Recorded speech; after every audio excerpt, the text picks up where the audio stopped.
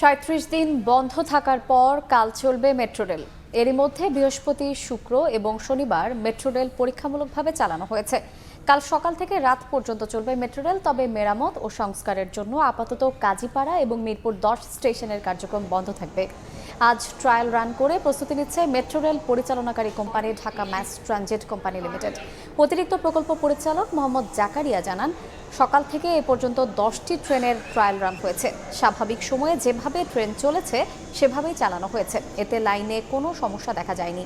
এর আগে ছাত্র জনতার আন্দোলন চলাকালে গত 18 জুলাই মিরপুর 10 নম্বর গোল চত্বরে পুলিশ বক্সে অগ্নিসংযোগ করা হলে ওই দিন বিকেলে মেট্রো রেলের চলাচল বন্ধ করে দেয় কর্তৃপক্ষ। এর পরদিন মিরপুর 10 ও কাজীপাড়া স্টেশনে ভাঙচুর চালায় দুর্বৃত্তরা। পরের স্টেশন ফার্ম গেট।